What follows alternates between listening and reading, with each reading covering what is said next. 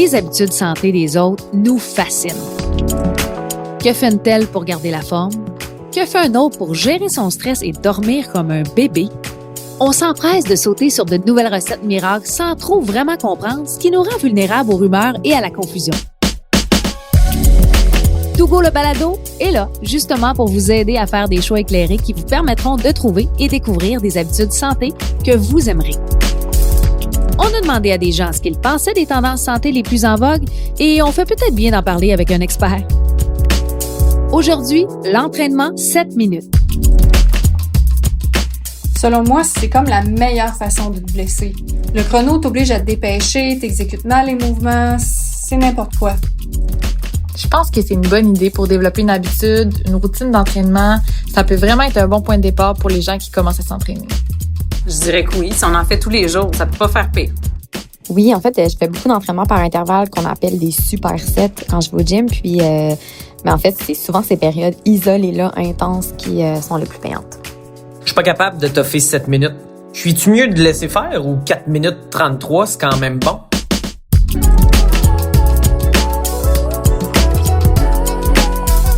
Un sujet à la fois attirant, super intéressant et un professionnel pour nous en parler, François Raymond, kinésiologue. Salut François. Bonjour Marie-Christine. François, on va parler de l'entraînement 7 minutes, mieux connu sous le nom de 7-minute workout. C'est quoi ça exactement? C'est une forme d'entraînement qui est très, très intense. Donc, on parle de 12 exercices qui vont travailler le haut du corps, le bas du corps, les abdos et le cardio. Et on va enchaîner 30 secondes de travail avec 10 secondes de récupération. Mais on va travailler extrêmement fort. François, il faut que tu m'expliques c'est quoi la popularité actuelle. J'ai l'impression qu'on en entend tellement parler. C'est vrai que c'est un sujet qui est très, très populaire. Ça se combine au fait que les gens veulent avoir de l'entraînement qui est efficace, mais ils veulent pas non plus sentir qu'ils doivent mettre beaucoup de temps dans leur entraînement. Donc, on cherche un petit peu le raccourci. Donc, c'est une formule d'entraînement qui va te demander beaucoup d'efforts et beaucoup de constance. Donc, c'est 7 jours sur 7 pendant 6 semaines. Donc, ça nous demande d'être vraiment très, très intense dans notre travail, mais ça a certains avantages. C'est relativement court, on n'a pas besoin d'équipement, c'est gratuit et on est même, le Canada, un peu l'instigateur de cette mode d'entraînement-là. Ah ouais. La recherche de haute intensité passe beaucoup avec certains chercheurs en Ontario. Donc, on peut dire qu'on revendique un peu l'entraînement de haute intensité, ou du moins une partie de la recherche. Sauf que François, 7 minutes, on va se le dire, là, ça me paraît bien peu pour donner des résultats. Ça fonctionne vraiment? Parce qu'on a tendance à penser que c'est plus ou moins 30 minutes par jour. Puis 7 minutes, c'est vite? Ben, c'est un peu une arnaque, l'appellation du 7 minutes. D'abord, c'est plus 8 minutes. Je sais pas trop comment ils sont tombés sur 7 minutes. Parce que si on fait le calcul, 12 exercices, 30 secondes de travail, 10 secondes de repos, ça fait 8 minutes. Donc, déjà, je suis peut-être pas mathématicien, mais déjà en partant, il y a une petite arnaque. Mais on poursuit dans ce domaine-là parce que il faut qu'on s'échauffe. Vu que c'est un entraînement qui est très, très intense, on suggère aux gens d'avoir une progression dans l'échauffement. Donc, on veut être prêt pour l'entraînement. Et après 7 minutes, ben, peut-être qu'on va vouloir se dire, ben, je vais mettre au défi, je vais en faire un deuxième ou un troisième bloc. Et là, ça va nous amener autour de 20 à 30 minutes, ce qui est relativement bon pour les recommandations santé qui sont d'environ 30 minutes par jour ou environ 150 minutes par semaine. Donc, une autre arnaque de l'entraînement que je t'ai pas parlé, c'est du fait que on doit avoir 7 jours sur 7 du travail pendant 6 semaines pour respecter l'entraînement de 7 minutes. Mais il n'est pas bon de prendre une pause, justement, entre tes journées d'entraînement parce que 7 minutes, c'est court, mais 7 jours sur 7, ça aussi, c'est un peu intense. Ben, c'est ça. La formule est vraiment très, très drastique. Ça peut aussi ne pas convenir à tout le monde de s'entraîner 7 jours sur 7, d'avoir une intensité qui est très élevée parce qu'il peut avoir un certain risque de blessure, surtout si on se lance là-dedans et qu'on est débutant et qu'on sait pas vraiment comment qu'on doit bouger. Donc, je pense que le plus important, c'est de connaître les exercices à faire et peut-être d'avoir de l'aide d'un kinésiologue pour comprendre un peu le programme avant de se lancer.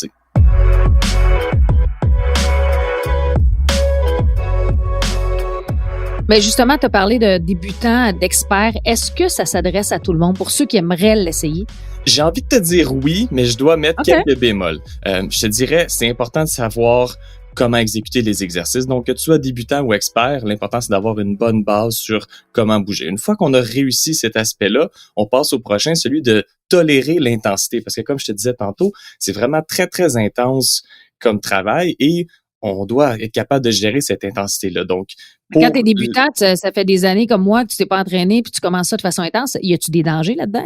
Ben, il y a un petit risque de blessure en ce qui concerne le fait que le programme te demande de faire un nombre maximal de répétitions à chaque exercice. Donc, environ 30 secondes, puis on va faire un maximum de répétitions dans ces 30 secondes-là. Et on a souvent tendance à compromettre notre posture et notre biomécanique dans le but de faire un maximum de répétitions pour se sentir bien puis dire « Hey, wow, j'en ai fait plus que la semaine dernière, par exemple. » Donc, ça peut venir avec une composante qui est risquée, mais on peut aussi avoir, d'un point de vue cardiovasculaire, une espèce d'effet de très grand travail qui va pouvoir être un phénomène de détresse pour certaines personnes.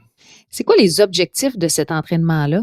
C'est de brûler des calories, grosso modo. C'est rare sont les athlètes de haut niveau qui vont utiliser cette méthode d'entraînement-là parce qu'elle n'est pas assez spécifique. Tout ce qu'on fait, c'est travailler extrêmement fort et d'avoir une intensité de travail qui est très élevée. Et c'est à peu près juste ça le but de l'entraînement. Donc, brûler un maximum de calories dans un minimum de temps pour avoir des effets sur la composition corporelle ou l'aspect cardiovasculaire ou l'endurance musculaire. Donc, il y a plusieurs bénéfices à l'entraînement, mais on peut pas vraiment se dire qu'on va s'améliorer dans une certaine activité physique en faisant cet entraînement-là parce que c'est très peu spécifique. C'est un entraînement qui est très général, on l'a dit, ça fait tout le corps et c'est pas très adapté pour un objectif spécifique. Mais si on a l'objectif d'être en forme, de se sentir bien dans sa peau, de se dire comme wow, j'ai été actif puis je suis content, mais ça remplit l'objectif totalement à condition qu'on fasse l'entraînement de la bonne manière. Tu as parlé un peu plus tôt des risques de blessures qui sont plus grands avec cette méthode-ci. Comment on peut les éviter? Moi, si je suis acharnée, je veux faire l'entraînement 7 minutes.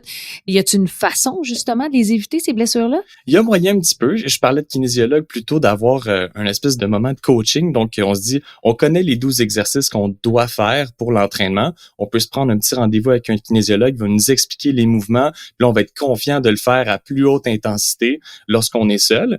On veut aussi s'assurer d'avoir une bonne progression et une bonne périodisation. Ce que j'entends par là, c'est de ne pas commencer tout de go avec une intensité qui est extrêmement élevée. On va peut-être changer le ratio de travail et de repos. En ce moment, l'entraînement de 7 minutes nous mentionne qu'on doit faire 30 secondes de travail et 10 secondes de repos. On peut peut-être faire 20-20 pour commencer. Donc, on a un ratio égal entre le travail et le repos. Et on peut aussi avoir un quota qu'on se donne lorsqu'on dépasse un certain niveau d'intensité. Par exemple, si c'est plus difficile que 8 sur 10 de notre capacité maximale, on va prendre une plus longue pause pour pas arriver à des intensités trop élevées. Mais François, je vais profiter de ta présence parce qu'on connaît bien les physios, on connaît bien peut-être plus les ostéos, mais les kinésios, tu dis allez voir un kinésio avant.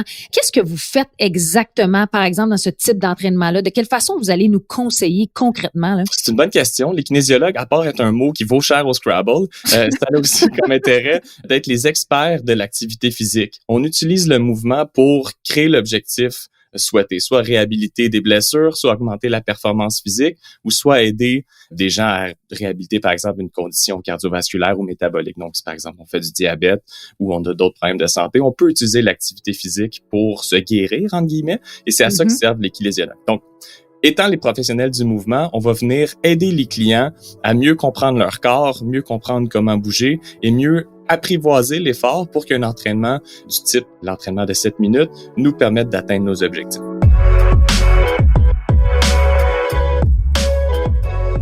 L'entraînement 7 minutes, évidemment, il y a des avantages, des pour, des contre, mais si on le fait bien, c'est quoi les bienfaits après le fameux 6 semaines, par exemple? Ce qui est intéressant avec l'entraînement 7 minutes, c'est que il y a eu des études de validation. Donc, c'est pas toutes les modes en activité physique qui ont été validés dans des journaux scientifiques, mais on a l'avantage que cet entraînement-là a été validé. Puis, ce qui a été montré, c'est que il y a des effets positifs sur le tour de taille, sur la composition corporelle, et on peut développer un petit peu d'endurance musculaire et une stimulation cardiovasculaire intéressante avec un entraînement de faible durée. Évidemment, cet entraînement-là a été validé dans la mesure où est-ce qu'on fait plusieurs séries, donc on fait 2 ou 3 séries de 7 minutes avec un échauffement initial. Donc, si on faisait vraiment juste 7 minutes, je ne sais pas ce que les résultats donneraient, mais les études de validation ont testé la grande boucle, 2 ou 3 séries.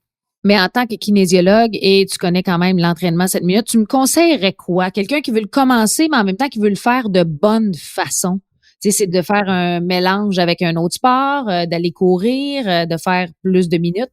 C'est une bonne question. Je pense que l'alternance entre l'entraînement de 7 minutes et d'autres activités, c'est le plus intéressant au début, surtout si on commence. Donc, faire, par exemple, une sortie de vélo, prendre une journée de congé, essayer une série de l'entraînement de 7 minutes, prendre une journée de congé, faire une petite séance de yoga ou de pilates, prendre une autre journée de congé. Donc, on veut faire des alternances d'intensité et de contenu pour avoir à la fois un petit peu de repos et à la fois un petit peu d'intensité pour sentir qu'on se dépasse et qu'on atteint les objectifs de santé qu'on s'est donnés.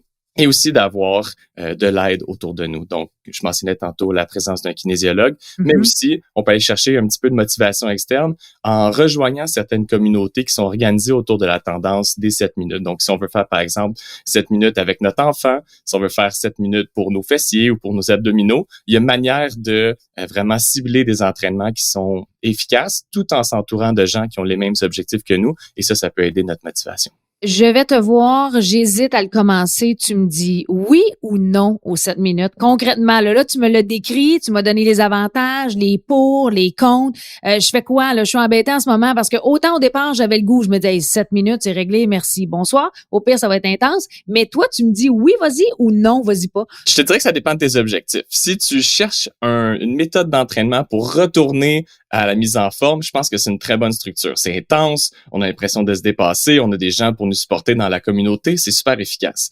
Par contre, si on a des objectifs d'entraînement ou si tu veux, par exemple, mettons, courir un 10 km à l'automne prochain, peu importe, mais là, c'est peut-être de faire une alternance entre l'entraînement de 7 minutes et les entraînements de course. Donc, je te dirais que ça va vraiment dépendre de nos objectifs et c'est plate un peu comme réponse parce que la plupart des réponses en activité physique, c'est ça dépend, la vraie réponse. Ouais, donc, on y va vraiment en fonction de nos objectifs. On essaie de se dire, c'est quoi notre niveau de forme actuel? Est-ce que c'est adapté pour nous? Si on est confiant qu'on est capable de passer à travers un entraînement aussi intense, on le fait. Si on a l'impression qu'on doit progresser, bon, il va à notre rythme, tout simplement.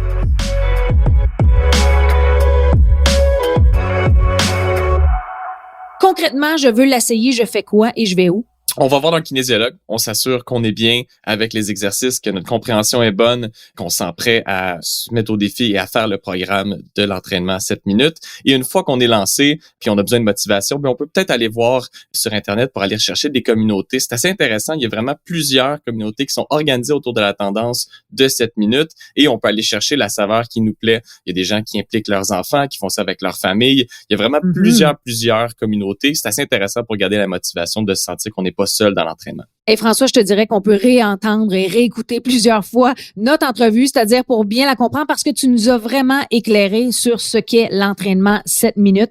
François Raymond, kinésiologue, merci beaucoup d'avoir été avec nous. Je pense qu'on a fait le tour de la question. C'est un entraînement qui est alléchant avec le fameux 7 minutes, mais en même temps, on comprend que c'est pas nécessairement pour tout le monde. Ça peut être efficace, mais c'est quand même mieux que rien pantoute. Ça, c'est un message que je me lance à moi-même. Et revenez-nous dans un prochain épisode pour continuer à s'attaquer à d'autres rumeurs sur certaines tendances santé avec un expert. Et si vous avez aimé cet épisode, abonnez-vous à Togo, le balado pour ne rien manquer via le site web montougo.ca, Apple Podcast, Google Podcast, Spotify ou encore sur Cube Radio. Et merci à vous qui nous écoutez d'avoir été au rendez-vous. J'espère que vous en aurez appris autant que moi sur l'entraînement 7 minutes. C'était fort intéressant. Ce balado qui est une présentation de montougo.ca, des habitudes santé que vous aimerez. À bientôt tout le monde!